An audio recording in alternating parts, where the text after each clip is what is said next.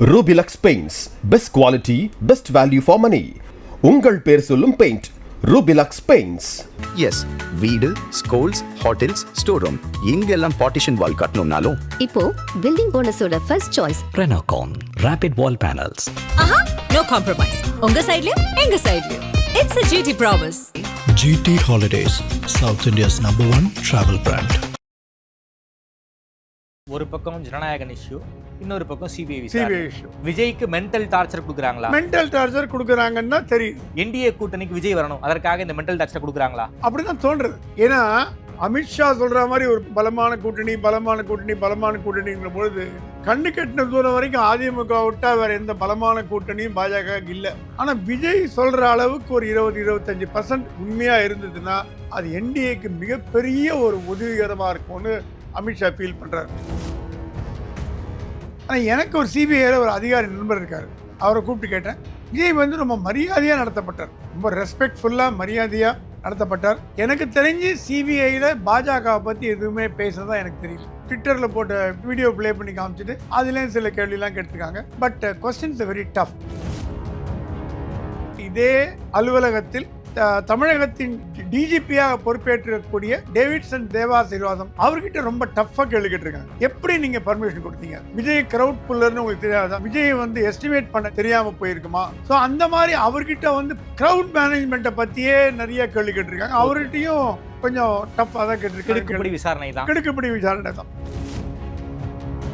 Central கவர்மெண்ட்டுக்கு சிபிஐக்கு எங்க தப்பு நடந்திருக்குங்கிற விஷயம் ஓரளவுக்கு 80% கேஜ் பண்ணிட்டாங்க. ஓகே, இப்போ ஒன்று விஜயை சிக்க வைக்கணும், இல்லை டிஎம்கே சிக்க வைக்கணும். அவங்க சிக்க வைக்காம இந்த வெறுமை இது விபத்துன்னு சொல்லிட்டு போறதுக்கு தயாரா இல்லை. இது விபத்தா இருந்ததுன்னா கவர்மெண்ட் விபத்துன்னு முடிச்சுட்டு போயிட்டே இருக்கலாம்.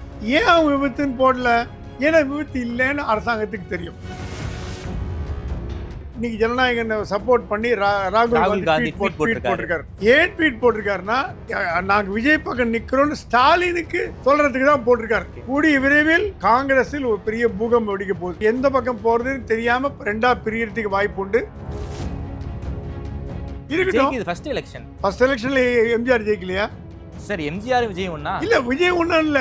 இல்ல, எம்ஜிஆர் வந்து டைரக்டா வந்து நடிப்புல இருந்தவர் வந்து சிஎம் ஆகல. இல்ல, 15 வருஷம் அரசியல் திமுக எம்எல்ஏ கட்சி ஆரம்பித்ததற்கும் ஆட்சி வருவதற்கும் அந்த கேப்ல 1000 பொதுக்கூட்டம் எம்ஜிஆர் பேசியிருக்காரு. விஜய் எத்தனை பொதுக்கூட்டம்? விஜய்க்கு கூடும் மக்கள் கூட்டம் வந்து அதிமுக பாஜக ஒன்னும் ஜெல்லால. அது என்ன காரணமோ தெரியல. கிட்டத்தட்ட 8 மாசம் 7 மாசம் ஆகுது, ரெண்டு ஜெல்லால. சார், அதிமுக பாஜக தேமுதிக பாமக மட்டும் திமுகவை வீழ்த்த முடியாது. விஜய் வந்தா ஷூர் ஷாட் வெற்றி. ஜனநாயகனும் சிபிஐ நிக்குது அவர் முன்னாடி. அதுல இருந்து வெளியில வரணுமே. அதுல இருந்து வெளியில வரத்துக்கான உபாயங்கள் மத்திய அரசாங்கம் கொடுக்குது. உங்க ரெண்டையும் வெளியில கொண்டு வந்துடுறோம், நீங்க என்டிஏக்கு வாங்க. குடுக்கல் வாங்கல் தான். ஆதநேயர்களுக்கு அன்பு வணக்கம். இன்று நம்மோடு மூத்த பத்திரிகையாளர் திருமிகு பிரகாஷ் எம் சுவாமி அவர்ந்துள்ளார். வணக்கம் சுவாமி சார். வணக்கம். நலமா இருக்கீங்களா சார்? நல்லா இருக்கேன், தேங்க்யூ சார். விஜய் சிபிஐ என்கொயரிக்கு ஆஜராயிட்டு வந்திருக்காரு. குறிப்பாக 6 மணி நேரத்திற்கும் விசாரணை போயிருப்பதாக தகவல். குறிப்பாக சிபிஐ விசாரணை மூலமாக விஜய்க்கு ஒரு நெருக்கடி கொடுத்து அதன் மூலமாக கூட்டணிக்கு வரை வைப்பதற்கு சென்ட்ரல் ஏஜென்சி பயன்படுது. இந்த காட்சியெல்லாம் நம்ம வந்து 2011 நம்ம பார்த்துருக்கோம். டிஎம்கேவை காங்கிரஸ் என்ன பண்ணாங்கன்னு தெரியும். அதே மாதிரியான ஒரு ஸ்ட்ராட்டஜியை விஜய்க்கு பாஜக யூஸ் பண்ணுதா? சென்ட்ரல் ஏஜென்சி மூலமாக ப்ரெஷர் பண்ணுறாங்களா? விசாரணை வந்து ப்ரொஃபஷனலாக தான் போச்சுன்னு கேள்விப்பட்டேன். சிபிஐ அங்கே நடந்த உண்மைகள் வந்து சிபிஐக்கும் விஜய்க்கும் மட்டுமே தெரியும். ஓகே, மீதி பேசுகிறதெல்லாம் வந்து யூகங்கள் தான். ஆனால் எனக்கு ஒரு சிபிஐயில் ஒரு அதிகாரி நண்பர் இருக்கார். அவரை கூப்பிட்டு கேட்டேன். அவர் ஓரளவுக்கு தெரிஞ்ச சொன்னார். முழுக்க அவர் ஃபுல்லாக என்கொயரியில் இல்லை. பட் போயிட்டு வந்ததுனால அவர் கிடைச்ச தகவல் பிரகாரம் விஜய் வந்து ரொம்ப மரியாதையாக நடத்தப்பட்டார், ரொம்ப ரெஸ்பெக்ட்ஃபுல்லாக மரியாதையாக நடத்தப்பட்டார். அவருக்கு உண்டான மரியாதை வழங்கப்பட்டது. அவர் எப்பப்போ ரெஸ்ட் எடுத்தணுமோ அப்போ ரெஸ்ட் எடுத்துக்க விட்டுருக்காங்க. 1 hour லஞ்ச் பிரேக் கொடுத்தாங்களாம். விஜய் வந்து தண்ணி கூட குடிக்க மாட்டேன்ட்டாராம். அவர் கையிலேருந்து ஒரு சின்ன அந்த பேக்கில் வந்து ஃபோனு, நாப்கின், ஒரு முந்திரி பருப்பு, ஹெல்த் ட்ரிங்க்கு, அப்புறம் வந்து சில தேவையான ஐட்டம்ஸ்லாம் வாட்டர்லாம் கையில் எடுத்துகிட்டு போயிருக்காரு. அவங்க சிபிஐ கொடுத்த தண்ணியோ எதையும் குடிக்க மாட்டேன்ற மாதிரி ஒரு இதில் இருந்தார். மோஸ்ட்லி வந்து 70% ஆஃப் த டைம் வந்து ரைட்டிங்கில் தான் கொடுக்க சொன்னாங்களாம். அவர் பேனா எடுத்துகிட்டு போகாமல் போயிட்டார். அப்புறம் பேனா கொடுத்து ஃபில்லப் பண்ண சொன்னாங்களாம். எல்லாம் உங்களுக்கு என்ன தெரியும், என்ன கும்பல், எவ்வளோ எதிர்பார்த்தீங்க, அந்த மாதிரி எஸ்ஆர்னோ உங்களுக்கு முன்பே அனுபவம் உண்டா, எவ்வளோ மீட்டிங் போட்டிருக்கீங்க, அந்த மாதிரி வழக்கமான கேள்விகள். அப்புறம் போக போக போக போக கொஞ்சம் டஃப்பான கேள்விகள்லாம். நீங்கள் குற்றம் சாட்டியவர்கள் மீது என்ன ஆதாரத்தோடு சொல்கிறீங்க, எந்த விவரங்கள் உங்கள் கையில் இருக்குது அப்படின்னு கேட்டுட்டு, அப்புறம் அந்த அவருக்கு ட்விட்டரில் போட்ட வீடியோவை எடுத்துகிட்டு அந்த வீடியோவை ப்ளே பண்ணி காமிச்சிட்டு அதுலேயும் சில கேள்விலாம் கேட்டிருக்காங்க. But questions very tough. ஒரு ரொம்ப ஈஸியான கடந்து போக்கு. விஜய் மாதிரியான ஒரு அரசியல்வாதியாக இப்போது உருவெடுத்திருக்கிற ஒரு நபருக்கு பழந்துன்னு கொட்டையை போட்ட அரசியல்வாதியில் போலீஸ் என்கொயரி, சிபிஐ என்கொயரிலாம் அவங்களுக்கு ஈஸியாக பழக்கம், ஒன்றும் பெரிய பிரச்சனை இல்லை. அவங்க நிறையா பார்த்துருப்பாங்க. விஜயோட வாழ்க்கையில் சினிமாவை தவிர போலீஸ் ஸ்டேஷனோ கோர்ட்டோ சிபிஐயோ அவர் வந்து பார்த்துருக்க வாய்ப்பு இல்லை. சினிமாவில் செட்டில் பார்த்துருக்காரு. ஆகவே அவர்கிட்ட சொன்னால் என்னப்பா இந்த மாதிரி தலைவலி கொடுத்துட்டாங்கன்ற மாதிரி பேசியிருக்காரு. பட் அவங்க வந்து எனக்கு தெரிஞ்சு சிபிஐயில் பாஜகவை பற்றி எதுவுமே பேசுகிறதா எனக்கு தெரியல.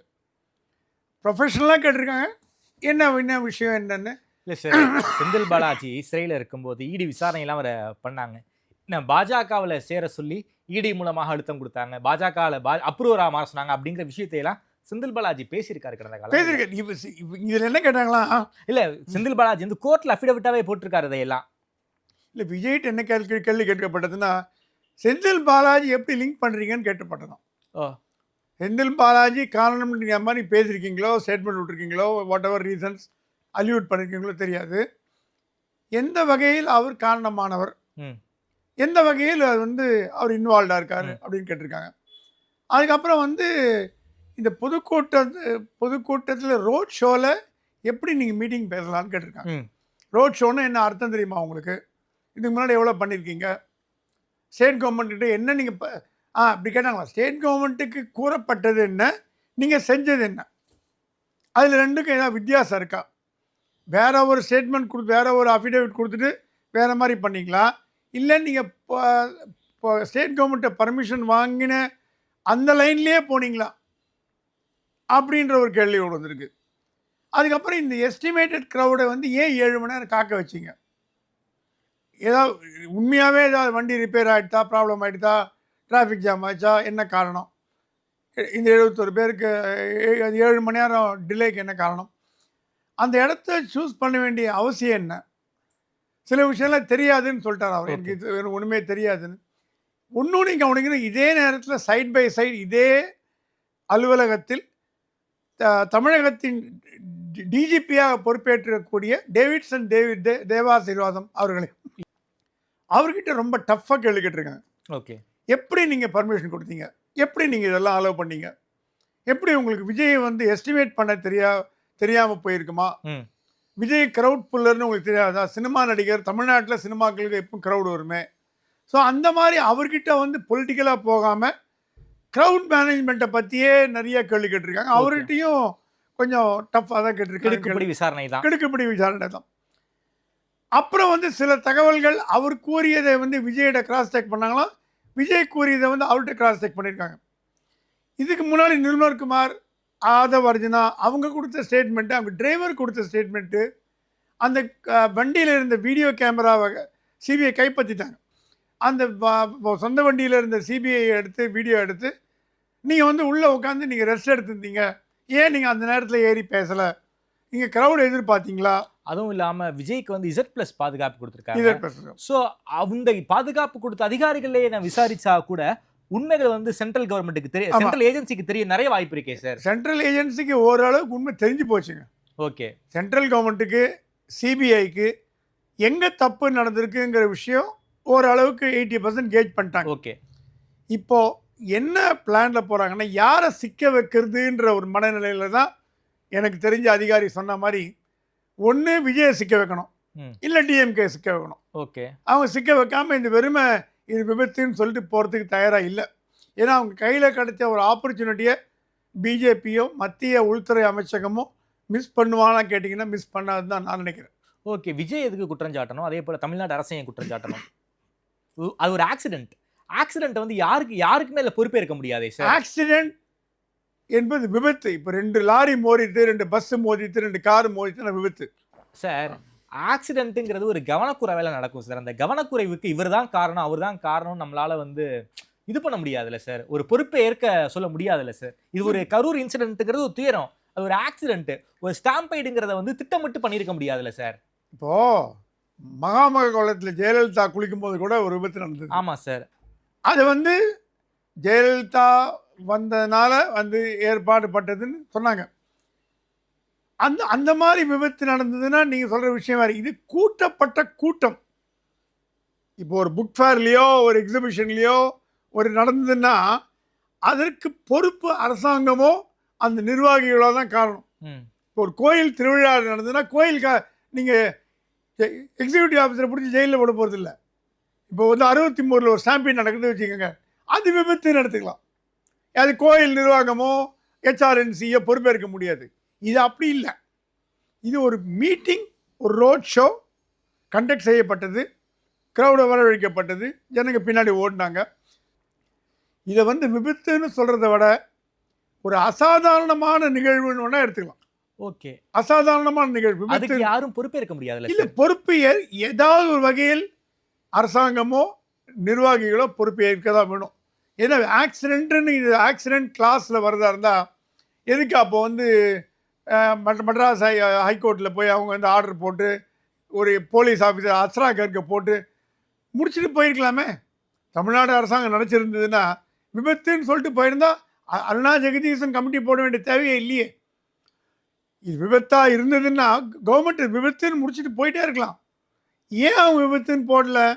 ஏன்னா விபத்து இல்லைன்னு அரசாங்கத்துக்கு தெரியும். ஒன்று நம்ம நல்லா கவனிக்கணும். இந்த சிபிஐ தனிப்பட்ட முறையில் விசாரிக்கவில்லை. சுப்ரீம் கோர்ட் சொல்லியதால் அப்சர்வர்களை போட்டு, ஓய்வு பெற்ற நீதிபதியை போட்டு, மூத்த வழக்கறிஞரை போட்டு, அவ்வளோ கண்டிஷன்ஸ் போட்டு இது ஒரு கண்காணிக்கும் பொழுது சுப்ரீம் கோர்ட் நீங்கள் சொல்கிற அந்த விபத்துன்றத எடுத்துக்காமல் இருந்திருக்குமா அப்படிங்கிற ஒரு கேள்வி. சுப்ரீம் கோர்ட் வந்து அலசி ஆராய்ஞ்சு அது திருப்தி அடைந்த பிறகு தான் இந்த கமிஷனை போட்டிருக்கு. ஸோ இந்த கமிஷன் வந்து ப்ரீமா ஃபேஸியாக பார்த்தீங்கன்னா அக்செப்டபிள், தப்பு கிடையாது. ஆனால் அவன் உண்மையை கண்டுபிடிப்பதற்கான நோக்கில் சிபிஐ போகிறது. இந்த வழக்கில் ஒரு என்ன உண்மைன்னா, இந்த வழக்கை விசாரிக்கிறதே சுப்ரீம் கோர்ட்டோட மேற்பார்வையில் தான். ஒரு ஓய்வு பெற்ற நீதிபதி, ஒரு வழக்கறிஞர், மூத்த வழக்கறிஞர், எல்லா போலீஸ் எல்லாருமே சேர்ந்து பண்ணுறதுனால சுப்ரீம் கோர்ட் விபத்தா இல்லையாங்கிறது ஆராயாமல் ஒரு தீர்ப்பு கூறிக்கும்னு நான் நம்ப தயாரில்லை. இல்லை, யார் மீதாவது ஒருத்தவங்க தவறு இருக்கும். இப்படி தவறு இருக்கிறவங்க மீது வந்து சிபிஐயால் வந்து எஃப்ஐஆர் போட முடியுமா? சிபிஐ எஃப்ஐஆர் போடுறதுக்கு பவரே கிடையாது. அப்படியா? இப்போ நீங்கள் பார்த்தீங்கன்னா என்ஃபோர்ஸ்மெண்ட் வந்து கேனர் மேலே எஃப்ஐஆர் போட சொல்லி லெட்டர் கொடுத்தது. ஆமாம், எஃப்ஐஆர் போடலை. இது சில பேர் கேட்டேன், என்ஃபோர்ஸ்மெண்ட்டோ சிபிஐயோ எஃப்ஐஆர் போடுவதற்கான அதிகாரம் கிடையாது. ஓகே, இப்போ இந்த கேஸில் எஃப்ஐஆர் போடணும், சார்ஜ் ஷீட் பண்ணணுன்னா கரூர் எஸ்பி ஜோஸ் தங்கையா தான் பண்ண முடியுமே தவிர வேறு யாராலையும் பண்ண முடியாது. அந்த லெவல் நீங்கள் என்கொயரி சிபிஐ அலுவலகத்தில் பண்ணலாம், டெல்லியில் பண்ணலாம், இவர் மேலே குற்றம்னு சொல்லலாம். பட் எஃப்ஐஆர் போடுறதோ சார்ஜ் ஷீட் போடுறதோ ஜோஸ் தங்கையா தான் பண்ண முடியும், வேறு யாரும் பண்ண முடியாது. ஆகவே ஆனால் சிபிஐ வந்து சிபிஐயால் சார்ஜ் ஷீட் போட முடியாதா? சிபிஐயால் ஒரு வழக்கை எடுத்து இப்போ எஃப்ஐஆர் வந்து போட்டாவிட்டு எஸ்பி கரூர் போட்டாவிட்டு அதற்கு மேல் ஸ்டெப் எடுத்துகிட்டு போக முடியும். ஓகே, ஆனால் இவங்களா போய் எஃப்ஐஆர் போடுறதுக்கு ஆகாத காரியம். ரேர் கேசஸை தவிர மீதி கேசஸில் போடுறது கஷ்டம். ஆனால் இவங்க இது எப்படி பயன்படுத்த பார்க்குறாங்கன்னா, விஜயை வந்து மென்டலாக டிஸ்டர்ப் பண்ணி அவர் மன வலிமையை குறைக்கிறதுக்கு இதை பயன்படுத்தலாமோ அப்படின்ற ஒரு அச்சமும் வருது. ஒரு பக்கம் ஜனநாயகன் இஷ்யூ, இன்னொரு பக்கம் சிபிஐ இஷ்யூ. விஜய்க்கு மென்டல் டார்ச்சர் கொடுக்குறாங்களா? மென்டல் டார்ச்சர் கொடுக்குறாங்கன்னா தெரியுது. எதுக்கு விஜய்க்கு மென்டல் டார்ச்சர் கொடுக்கணும்? என்டிஏ கூட்டணிக்கு விஜய் வரணும், அதற்காக இந்த மென்டல் டார்ச்சர் கொடுக்குறாங்களா? அப்படிதான் தோன்றுறது. ஏன்னா அமித்ஷா சொல்கிற மாதிரி ஒரு பலமான கூட்டணிங்கிற பொழுது கண்ணு கட்டின தூரம் வரைக்கும் அதிமுக விட்டா வேற எந்த பலமான கூட்டணியும் பாஜக இல்லை. பாமக வந்துட்டாங்க. அது ஸ்பிளிட்டா இருக்கு. எந்த அளவுக்கு வாக்கு சதவீதத்தை பிரிக்கும்னு தெரியாது. தேமுதிக வரப்போறாங்க. தேமுதிகல இருக்கு ஓரளவுக்கு 2% 3% தான். ஆனால் விஜய் சொல்கிற அளவுக்கு ஒரு 20-25% உண்மையாக இருந்ததுன்னா அது என்டிஏக்கு மிகப்பெரிய ஒரு உதவிகரமாக இருக்கும்னு அமித்ஷா ஃபீல் பண்றாரு. ஓகே. அமித்ஷாவோட கொள்கைகள் எல்லாமே விஜய் எப்படியாவது உள்ள கொண்டு வரணும்னு பார்க்குறாங்க. சரி. அதுக்கு வந்து இன்னைக்கு ஜனநாயகன் சப்போர்ட் பண்ணி ராகுல் காந்தி ட்வீட் போட்டிருக்காரு. ஏன் ட்வீட் போட்டிருக்காருன்னா, நாங்கள் விஜய் பக்கம் நிற்கிறோன்னு ஸ்டாலினுக்கு சொல்றதுக்கு தான் போட்டிருக்காரு அந்த ட்வீட். ஸ்டாலினுமே ட்வீட் போட்டிருக்காரு சார். இடி, சிபிஐ, ஐடி வரிசையில சென்சார் போர்டும் ஒன்றிய அரசினுடைய கைக்கூலியா மாறிடுச்சுன்னு ஒரு ட்வீட் ஒன்று போட்டிருக்காரு. எதிர்கட்சிகள்லாம் ஒன்னா சேர்றதுன்னா அப்போ வந்து விஜய் டிஎம்கே கூட்டணியில் வருவாருன்னு நீங்க எதிர்பார்க்குறீங்களா? விஜய் டிஎம்கே கூட்டணி நிச்சயம் வரமாட்டார். அப்போ ஒன்று காங்கிரஸ் பக்கம் போகணும், இல்லை பாஜக பக்கம் போகணும். ஸ்டாலின் காங்கிரஸே இப்போ திமுக கூட தானே சார் இருக்காங்க. காங்கிரஸ் இப்போதைக்கு திமுக கூட இருக்கு. ஆனா அன்னைக்கு யாரோ கேட்டாங்க மாணிக்கம் தாக்கூர் மேலே ஏன் நடவடிக்கை எடுக்கலன்னு. மாணிக்கம் தாக்கூர் மேலே நடவடிக்கை எடுக்கிறது ராகுல் காந்தி மேலே நடவடிக்கை எடுக்கிற மாதிரி ராகுல் காந்தி மனசாட்சியே மாணிக்கம் தாக்கூர் தான். ஸோ ராகுல் காந்திக்கு தெரியாமல் மாணிக்கம் தாக்கூர் பேசுகிறாருங்கிறத நான் நம்ப தயாராக இல்லை. பெரியசாமி பதில் கொடுத்ததும் ராகுல் காந்திக்கு தான் கொடுத்துருக்காரு. மாணிக்கம் தாக்கூர் தானே சார் கொடுத்தாரு. மாணிக்கம் தாக்கூர் கொடுத்தார், ஆனால் அது ராகுல் காந்திக்கு போய் சேர்ற மாதிரி கொடுத்துருக்காரு. ஓகே. கூடிய விரைவில் காங்கிரஸில் ஒரு பெரிய பூகம்பம் வெடிக்க போகுது. கண்டிப்பாக இருக்கு. பூகம்பம்னா எப்படி சார்? பூகம்பம் எந்த பக்கம் போகிறதுன்னு தெரியாமல் ரெண்டா பிரியறதுக்கு வாய்ப்பு உண்டு. மாணிக்கம் தாக்கூர்லாம் டிஎம்கே பக்கம் போகிறதுக்கு தயாராக இல்லை. ஜோதிமணி அவங்கெல்லாம் அந்த குரூப்புக்கு, கார்த்தி சிதம்பரம் அவங்கெல்லாம் தயாராக இல்லாத மாதிரி தான் தெரியுது. திமுக இல்லைன்னா அவங்க எல்லாருமே ஜெயிச்சிருக்க முடியாதே சார். 5000 விஜய் ஜெயிக்க வைக்கிறேன்னு சொல்லும்போது விஜய்கிட்ட போனால் என்ன தப்புன்னு கேட்குறாங்க. First election sir. இருக்கட்டும், இது ஃபர்ஸ்ட் எலெக்ஷன். ஃபர்ஸ்ட் எலெக்ஷன்ல எம்ஜிஆர் ஜெயிக்கலையா சார்? எம்ஜிஆர் விஜய் ஒண்ணா? இல்லை, விஜய் ஒன்றும் இல்லை. இல்ல எம்ஜிஆர் வந்து டைரக்டா வந்து நடிப்புல இருந்து அவர் வந்து சிஎம் ஆகல. இல்ல 15 வருஷம் அரசியல் திமுக எம்எல்ஏ பல பொறுப்புகள். அதுக்கப்புறம் கட்சி ஆரம்பித்ததற்கும் ஆட்சி வருவதற்கும் நடுவில் ஒரு பெரிய கேப் இருந்துச்சு. அந்த கேப்ல 1000 பொதுக்கூட்டம் எம்ஜிஆர் பேசியிருக்காரு. விஜய் எத்தனை பொதுக்கூட்டம் பேசியிருக்காரு? விஜய்க்கு கூடும் மக்கள் கூட்டம் வந்து கண்ணை உறுத்துதான்னா திமுக உறுத்துது சார். பாஜக கண்ணை உறுத்துது. எஸ், உறுத்துது. இது இவங்க எதிர்பார்க்காத கூட்டம், அது தானா சேர்ந்த கூட்டம். ஆமா. அந்த கூட்டத்தை திமுக ரூல்ட் அவுட். விஜய் திமுக ரூல்ட் அவுட். விஜய்க்கு கூட்டம் கொடுது சார். அது அன்ஆர்கனைஸ்டு கூட்டம் சார். இல்ல, அந்த கூட்டத்துல எத்தனை பேருக்கு ஓட்டு இருக்குன்னு நமக்கு தெரியுமா? தெரியுது. இல்ல, தெரிய வேண்டிய அவசியம் இல்லை. ஆனா நம்ம எடுத்து நம்ம கேள்விப்படுற வரைக்கும் 10 பேர்கிட்ட கேட்டாலும் 8 பேர் எங்க அப்பா அம்மாவே நான் விஜய்க்கு ஓட்டு போட சொல்றேன்னு சொல்ற அளவுக்கு மாணவர்கள், இளைஞர்கள் இருக்காங்க சார். இருக்காங்க. ஆனா கட்டமைப்பு இல்லையே சார். திமுகவுக்கும் அதிமுகவுக்கும் பாஜகவுக்கும் நாம் தமிழருக்கும் உள்ள கட்டமைப்பு. நான் DMK AIADMK cross root level வரைக்கும் இருக்கு. ஆமா, பாஜக காங்கிரஸ் கூட இருக்கு. பாஜகவை நம்ம அப்படி கம்பேர் பண்ண முடியாது. நாம் தமிழர் அப்படி கம்பேர் பண்ண முடியாது. காங்கிரஸ் அப்படி கம்பேர் பண்ண முடியாது. அந்த கட்சிகளுக்குலாம் ஓரளவு கட்டமைப்பு இருக்கு. ஆனா திமுக அதிமுக இருக்கிற கட்டமைப்பு விஜய்க்கு கிடையாது. எப்படி சார் அவங்களால எலெக்ஷனை வந்து ஃபேஸ் பண்ண முடியும்? பாஜக கூட தான் கட்டமைப்பு இல்லாமல் தேர்தலில் போட்டுக்கிட்டு 4 எம்எல்ஏ ஜெயித்து கூட்டணின்னு இருக்கு. அதனாலதான் விஜய்கிட்ட சொல்லப்பட்டதா, நீங்க தனியா போட்டி போடுறதுக்கான உங்களுக்கு மனசுல ஆசை இருக்கலாம், ஆனா அதுக்கு உண்டான கட்டமைப்பு இல்லை. அந்த கட்டமைப்பை கொடுக்க போறது உங்களுக்கு அதிமுகவும் பாஜகவும் தான். இங்க கூட்டணியில வந்தீங்கன்னா நீங்க வளர்ந்துருவீங்க. ஒரு 40 எம்எல்ஏ 30 எம்எல்ஏ வந்துடும் சார். எடப்பாடியார் சிஎம் ஆகலாம் சார். விஜய்க்கு எதிர்காலம் போச்சே. விஜய்க்கு எதிர்காலம் போச்சு வாய்ப்பே கிடையாது. பவன் கல்யாணுக்கு எதிர்காலம் போச்சுன்னு சொல்றீங்களா? நான் ஒத்துக்கிறேன் சார். பவன் கல்யாணுக்கு எதிர்காலம் போச்சா? இல்லையே சார். பவன் கல்யாண் ஃபர்ஸ்ட் எலெக்ஷன்ல தனியா நின்னாரு. அதுக்கப்புறம் ப்ரூஃப் பண்ண பிறகுதான் என்டிஏ கூட்டணிக்கு வந்தாரு. பவன் கல்யாணை விஜய் நம்ம கம்பேர் பண்ண முடியாது. விஜய் பவன் கல்யாண் ஒரு நடிகர், துணை முதலமைச்சர்ன்ற மாதிரி. அது செகண்ட் எலெக்ஷன். அது இப்போ நாளைக்கு அதிமுக ஜெயிச்சா கூட எடப்பாடி முதலமைச்சர், பாஜகலேருந்து ஒரு துணை முதலமைச்சர், விஜய் துணை முதலமைச்சர் ஆகிறதுக்கு என்ன ஒரு நிர்பந்தம் சார்? ஆகலாம் சார். நான் இல்லைன்னு சொல்லவே இல்லை சார். அதிமுக தமிழ்நாட்டில் பலந்து கொட்டை போட்ட கட்சி. திமுக விட அதிக ஆண்டுகள் வந்து அதிமுக தான் தமிழ்நாட்டில் வந்து ஆட்சியை செஞ்சிருக்காங்க. ஸோ அதிமுக பாஜக நேஷனல் லெவலில் 3 முறை அவங்க தான் வந்து தேசிய கட்சி. Prime minister candidate Modi, prime minister Modi தான். ஸோ தமிழ்நாட்டை பொறுத்த வரைக்கும் விஜய்ங்கிற ஒரு புதிய முகம் வந்தால் தான் ஜெயிக்க முடியுங்கிற ஒரு மைண்ட் செட்டுக்கு பாஜகவும் அதிமுகவும் வந்துட்டா. விஜய் வந்தால் தான் நம்ம கூட்டணி கரை சேர முடியும். இந்த கூட்டணியால திமுக வீழ்த்த முடியாதுங்கிறத ஸ்டேட்மெண்ட்டா சொல்றாங்க. விஜய் வந்தாலும் ஓரளவுக்கு உண்மை. ஏன்னா அதிமுக பாஜக இன்னும் ஜெல்லால. அது என்ன காரணமோ தெரியல. கிட்டத்தட்ட 8 மாசம் 7 மாசம் ஆகுது, 2 ஜெல்லால. சார் அதிமுக பாஜக அதுக்கப்புறம் தேமுதிக பாமக மட்டும் திமுகவை வீழ்த்த முடியாது. போராது. விஜய் வந்தாதான் விஜய் வந்தா ஷூர் ஷாட் விக்டரி. கண்ணை மூடிட்டு விக்டரின்னு சொல்லுவோமே, 50-50ங்கிறது இல்லாம அந்த கண்ணை மூடிட்டு விக்டரி வரது உங்களுக்கு விஜய் வந்தாதான் முக்கியம்னு டெல்லி ஃபீல் பண்ண. விஜய்க்காக அமித்ஷா காத்திருக்கார். விஜய் உள்ள கொண்டு வரதுக்கு ஜனநாயகனோ, சென்சார்ஷிப்போ, சிபிஐயோ, எடப்பாடி மனமுவந்து அதிமுக வந்து என்டிஏ கூட்டணியில் இணைத்தாரா? இல்ல சார். சந்தோஷப்பட்டு அவரா விரும்பி விருப்பப்பட்டு இணைந்தாரா? இல்ல. அழுத்தம். எடப்பாடிக்கே அழுத்தம் கொடுக்கும் பொழுது நேற்று அரசியலுக்கு வந்த விஜய்க்கு அழுத்தம் கொடுக்க மாட்டாங்களான்னு ஒரு கேள்வி எழுதா இல்லையா? அழுத்தம் கொடுப்பாங்க sir. Vijay clean hand sir. அரசியல் அவருக்கு எந்த ஒரு கெட்ட பேரும் கிடையாது, அவ பேரும் கிடையாது. பட் இப்போ ஜனநாயகனும் சிபிஐ நிற்குது அவர் முன்னாடி. அதுலேருந்து வெளியில் வரணுமே.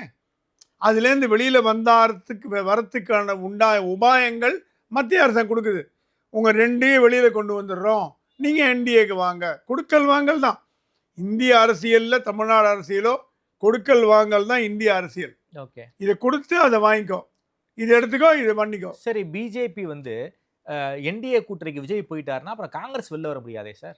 இல்லை, காங்கிரஸ் விஜய் என்டிஏ கூட்டணிக்கு வந்துட்டோன்னா காங்கிரஸ் ஆட்டோமேட்டிக்காக டிஎம்கே பக்கம் தான் போயணும். ஒரு வழி கிடையாது. ஓகே, காங்கிரஸ் தனித்து போடுறது அந்த ரிஸ்கால் எடுக்காது. என்ன அவங்க கூட 2-3 சீட் கேட்டு பார்ப்பாங்க. இப்போ விஜயை வச்சு பூச்சாண்டி காட்டுறாங்க. இப்போ யார் காட்டுறா? காங்கிரஸ் பூச்சாண்டி காட்டுது. விஜய்கிட்ட போயிடும் 50 seat, 60 seat, 70 seat, 80 seat. Sir, Stalin கொடுக்கறது எம்எல்ஏ பதவி சார். ரைட். விஜய் எம்எல்ஏ பதவி கொடுக்கறதுக்கு வாய்ப்பு உண்டுன்னு அவங்க நம்புறாங்க.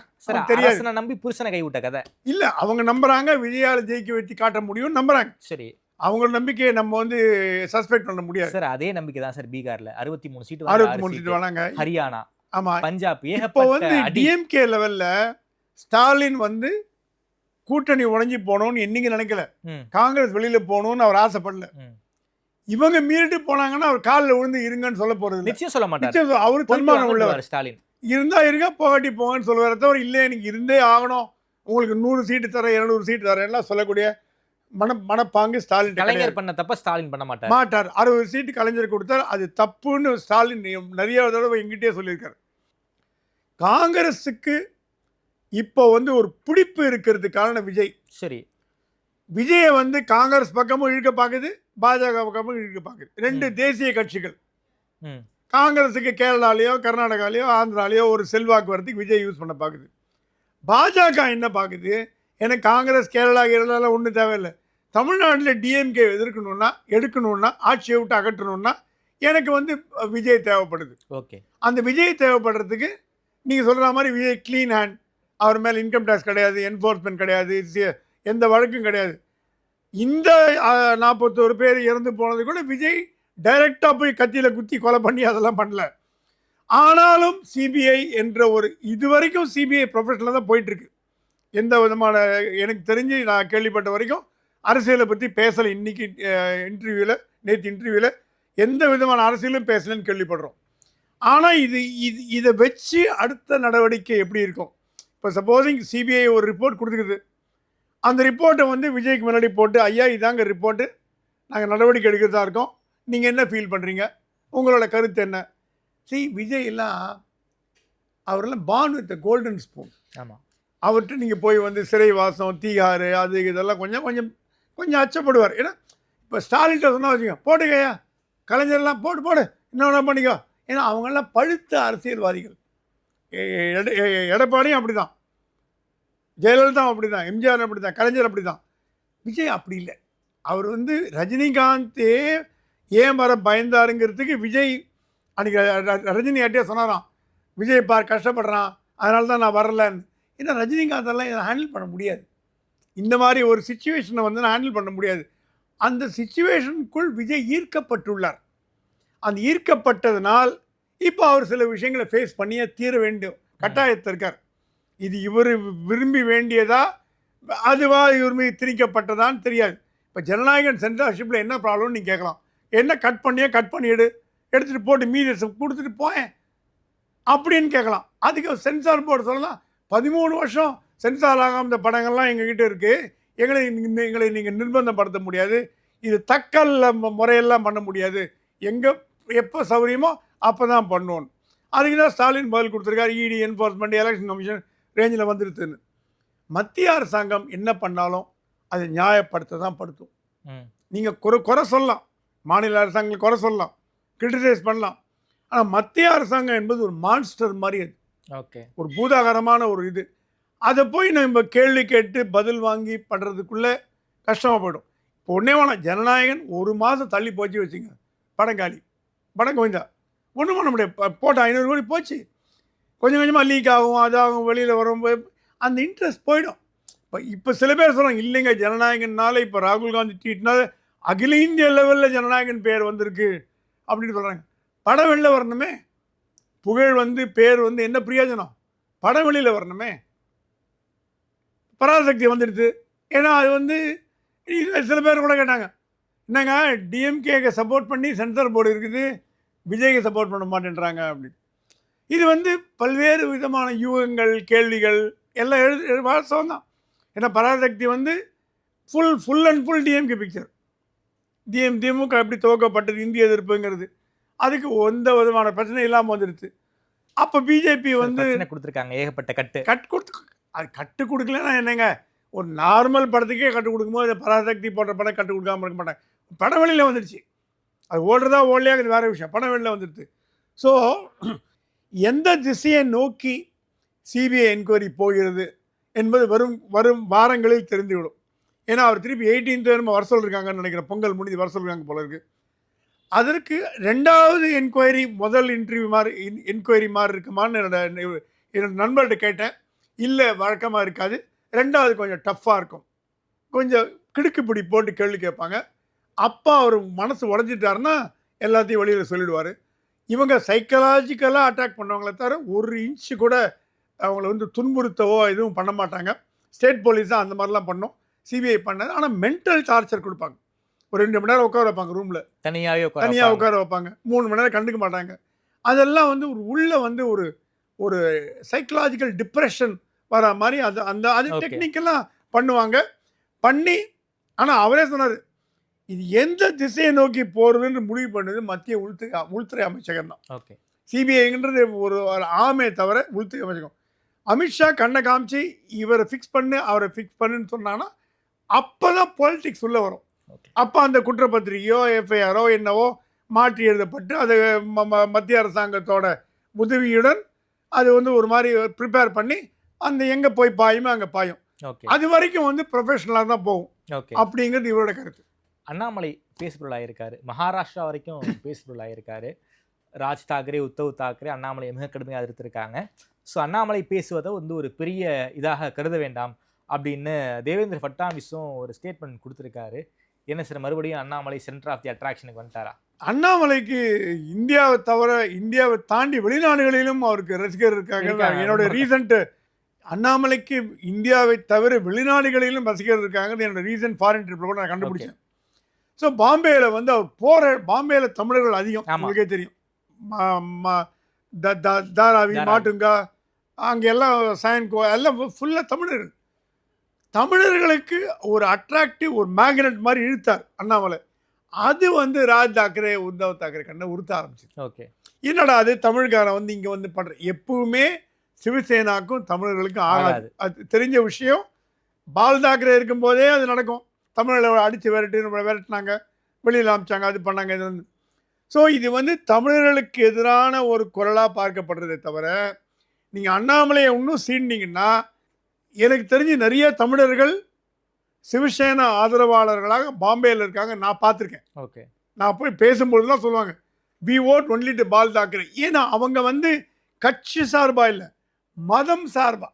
ஓகே, இப்போ இந்து மத பற்றாளர்கள் எல்லாருமே சிவசேனாக்கு தான் ஓட்டு போடுவாங்க. ஆனால் இன்னைக்கு இப்போ என்ன ஆகி போயிடுத்து, அண்ணாமலையை நீங்கள் வந்து அசிங்கமாக பேசி கேவலமாக பேசி திட்டிங்கன்னா சிவசேனாவுக்கு ஓட்டு போடக்கூடிய இந்து மத பற்றாளர்கள் திருப்பி பிஜேபிக்கு போட்டாங்கன்னா சிவசேனாவுக்கு தான் லாஸ். நீங்கள் அண்ணாமலை திட்டுறதன் வழியாக தமிழர்களை இழிவுபடுத்துகிறீர்கள் அப்படின்னு ஒரு கேம்பெயின் ஆரம்பிச்சிடும். ஓகே, ஆரம்பிச்சாச்சு ஆல்ரெடி. அப்பயே தமிழர்கள் வெளியில் அனுப்ப பார்த்தாங்கப்பா, இப்போ திருப்பி மறுபடியும் அனுப்புகிறாங்க, அண்ணாமலை மீது இந்த மாதிரி பண்ணுறாங்க. ஸோ சிவசேனாவின் இந்த அண்ணாமலை மீதான தாக்குதல் யாருக்கு பாதகமாக முடியும்னா காங்கிரஸ் சிவசேனாவுக்கு தான் பாதகமாக முடியும். அண்ணாமலையால் ஒரு 4-10 சீட்டை ஜெயிக்க வைக்க முடியும், அதுக்கு மேலே ஒன்றும். மகாராஷ்டிரா முழுவதும் அண்ணாமலை சுற்றுப்பட மாட்டல, தமிழர்கள் இருக்க ஏரியாவுக்கு தான் போயிருக்காரு. ஏன்னா அவருக்கு தெரியும், நீங்கள் போய் ஹார்ட்கோர் மராத்தா ரீஜன்லாம் போய் தமிழில் பேச முடியாது. தமிழர்களுக்கும் பகுதியில் இது ரொம்ப சாதாரணங்க. டெல்லி முனிசிபல் தேர்தலில் தமிழ்நாட்டிலேருந்து அதிமுக திமுக போய் வாக்கு கேட்டுதா கேட்கலையா? கேட்டுது. கர்நாடகாவில் உங்களுக்கு வந்து ஒரு எம்எல்ஏவே தமிழர் வந்திருக்கார், ஜெயிச்சிருக்கார் கோலார்லேருந்து. அங்கே எல்லாம் போய் ஓட்டு கேட்டிருக்கு. அங்கே கர்நாடகாவில் அதிமுக திமுக எல்லாம் இருக்குது. அதனால் மகாராஷ்டிராவில் போய் ஒரு ஓட்டு கேன்வாஸ் பண்ணுறது என்பது பெரிய ஒரு விஷயமா இல்லை. அண்ணாமலை க்ரௌட் புள்ள தமிழர்களுக்கோசரம் போயிருக்காரு. இவங்க அண்ணாமலை மீது தனிநபர் தாக்குதல் நடத்துவதன் வழியாக காங்கிரஸ் சிவசேனாவுக்கு வர வாக்குகளை இவங்களே பிரிச்சுக்கிறாங்கன்னு அர்த்தம். ஓகே, மறுபடியும் ஓகே, அது வந்து பேக் ஃபயராக போய் முடியுங்கிறீங்க. சிவசேனாவுக்கு, உத்தவ் தாக்கரே ஃபேக்ஷனுக்கு ஒரு மிகப்பெரிய பேக் ஃபயராக போய் முடியுங்கிறீங்க. கண்டிப்பாக. ஏன்னா நீங்கள் தமிழரன் அவர் அண்ணாமலை இப்போது காங்கிரஸுக்கு ஆதரவாக பிரச்சாரம் பண்ணுறவங்களை நீங்கள் சப்போர்ட் பண்ணுறீங்க. அது யார் எந்த எந்த எந்த மாநிலம் இருந்தாலும் பரவாயில்ல. பாஜக ஆதரவாக சப்போர்ட் பண்ணுறதுக்கு அண்ணாமலை மட்டும் போல, ஜி.கே. வாசன் போயிருக்காரு. மற்ற மாநிலங்கள்லேருந்து இப்போ யூபியில் போயிருக்காங்க, மகாராஷ்டிராவில் போயிருக்காங்க, கர்நாடகா நிறைய ஊர்லேருந்து போயிருக்காங்க. நீங்கள் அண்ணாமலையை மட்டும் சூஸ் பண்ணி எடுத்தீங்கன்னா தமிழர்களுக்கு எதிரானவர்கள்னு திசை திருப்பி விட்டாங்கன்னா அது செல்லுபடியாகும். கர்நாடகா மகாராஷ்டிரா எப்படி கர்நாடகாவில் தமிழர் எதிர்ப்பு என்பது இருக்கும் மாநிலங்கள் இந்தியாவில் 1-2 தான், மகாராஷ்டிரா கர்நாடகா. கர்நாடகாவில் கூட தமிழர் எதிர்ப்பு என்பது காவேரி பிரச்சனையால் வந்து இல்லைன்னா அவங்க ஒன்றும் பெருசாக தமிழுக்கு ஒன்றும் அகேன்ஸ்ட் கிடையாது. பட்டல் நாகராஜுக்கு தமிழர்கள் கண்டா பிடிக்கும், தமிழர் கட்சிகளை கண்டா பிடிக்காது. ஓகே, அவர் திராவிட கட்சிக்கு எதிரானவர் பட்டல் நாகராஜ். நான் அவர்கிட்ட பர்சனலாக பேசியிருக்கேன். எனக்கு தமிழர்கள் மீது கோவமே கிடையாதுங்க, திராவிட கட்சிகள் பண்ணுறதெல்லாம் எனக்கு கோவம் பார் அவர் வட்ட நாகராஜ் சொல்லுவார். அந்த மாதிரி ஒரு சிச்சுவேஷன் வந்து கர்நாடகா. மகாராஷ்டிராவில் அப்படி இல்லை. அங்கே ஒரு அரசியலில் அண்ணாமலை தலையிடவே இல்லை. மகாராஷ்டிரா அரசியலில் தலையிட்டார்னு உத்தவ் தாக்கரே சொல்றது தப்பு. ஓட்டு கேட்டிருக்கார், ஓகே, அது கூட உரிமை இல்லை. நான் இந்திய குடிமகன், இந்தியாவில் எங்கே வேணால் போய் ஓட்டு கேட்கலாம், ஏன் காஷ்மீரில் கூட போய் ஓட்டு கேட்க முடியும். அதனால் இவர் வந்து இவங்களோட செய்கை மேலும் காங்கிரஸ் உத்தவ் தாக்கரே சிவசேனா கூட்டணி, சிவசேனான்னு பேர் இல்லை, வேறு ஏதாவது பேர் வச்சுட்டாங்க, சிவசேனா பேர் ஷிண்டே பக்கம் வந்துடுச்சு. அந்த கூட்டணியை மேலும் பலகீனப்படுத்துமே தவிர வலுப்படுத்தாதுன்னு நான் நம்புகிறேன். என்னுடைய கடைசி கேள்வி, ஜனவரி இறுதி ஒரு 4வது வாரம் 23ஆம் தேதி தமிழ்நாட்டுக்கு பிரதமர் வராரு. மதுரையில் பொதுக்கூட்டம் நடக்க வேண்டிய பொதுக்கூட்டம் சென்னைக்கு ஷிஃப்ட் ஆகியிருக்கு. என்ன காரணம்? திருப்பரங்குன்றம் இஷ்யூ எதிரொலிச்சிருக்கா? அதன் காரணமாக தான் வந்து மதுரையிலிருந்து சென்னைக்கு மாற்றிருக்காங்க. அது மட்டும் இல்லாமல் மதுரைக்கு மெட்ரோ கிடையாதுன்னு கவர்மெண்ட் வந்து ஒரு விஷயம் சொல்லியிருக்காங்க. ஸோ அதன் காரணமாக சென்னைக்கு மாறியிருக்கா? என்ன சார் காரணம்? இல்லை, இது வந்து செக்யூரிட்டி ரீசனுக்காக மாற்றப்பட்டதுன்னு எனக்கு கிடைத்த தகவல், எனக்கு சரியாக தெரியல. பிரதமருக்கு ஒரு மாநிலத்தில் வந்து பேசுகிறாருன்னா அதுக்கு ஹையஸ்ட் லெவல் செக்யூரிட்டி கொடுக்கணும். இல்லை, அடிக்கடி மதுரை மீனாட்சி அம்மன் கோயில் அடிக்கடி வந்து மீனாட்சி அம்மன் கோயிலுக்கு வராது. இது நீங்கள் கோயிலுக்கு வந்துட்டு போகிறதுங்கிறது ஒரு விசிட். ஓகே, அதில் ஒன்றும் பெரிய இருக்க போகிறதில்ல. ஆனால் ஒரு 10 நிமிஷம் 15 நிமிஷம் 20 நிமிஷத்துக்கு மேலே இருந்தாருன்னா அப்போ செக்யூரிட்டி கார்டன் வந்து வேறு லெவலில் போகும். ஓகே, வந்துட்டு போகிறதுங்கிறது ஒரு ஒரு ஒரு இன்சிடெண்ட்டாக இருக்கும். ஆனால் அந்த பொதுக்கூட்டம் நடப்பது, மக்களை சந்திப்பது, எங்க தமிழ்நாட்டில் வந்து சென்னையில் வந்து திருப்பூர் பற்றி மோடி பேசினார்னா யார் தடுக்க முடியும்? செய்தியாக போகாதே. சென்னையிலிருந்து சென்னையை விடுங்க, டெல்லியிலேருந்து திருப்பூர் பற்றி மோடி பேசினா கூட ஆல் இண்டியா நியூஸ் ஆகாது. அது நிச்சயமா. ஸோ திருப்பரங்குன்றத்தில் போய் தான் பேசணும்னு இல்லை. மேபி பாஜகவினரும் சொல்லப்பட்டிருக்கலாம், திருப்பரங்குன்றத்துக்கு பிரதமர் போனான்னா லா அண்ட் ஆர்டர் சிச்சுவேஷன் ஏதாவது ப்ராப்ளம் வரலாம், ஏன்னா அங்கே தர்கா இருக்குது, அந்த பிரச்சனையில் பிரதமர் இன்வால்வ் ஆகணுமா அப்படிங்கிற ஒரு கேள்வி எழலாம். ஓகே, ஒரு நாட்டின் பிரதமரே போய் வந்து ஒரு ஒரு மத பிரச்சனையில் போய் இன்வால்வ் ஆகலாமா அப்படிங்கிற கேள்வி. ஏன்னா ஒரு மூத்த பாஜக தலைவர்கிட்ட கேட்டேன், என்னங்க உண்மையான காரணம், ஏன் பிரதமர் மதுரையை விட்டு கேன்சல் பண்ணீங்க? யார் ஸ்டேட் கவர்மெண்ட் சொன்னாங்களா, நீங்கள் பண்ணீங்களா, பிஎம்ஓ பண்ணித்தா, இல்லை வந்து ஸ்டேட் கவர்மெண்ட் இப்படி சொல்ல முடியும்? மதுரை வேணாம், வேற எங்கேயாவது வச்சுக்கோங்க சொல்ல முடியுமா? முடியும்.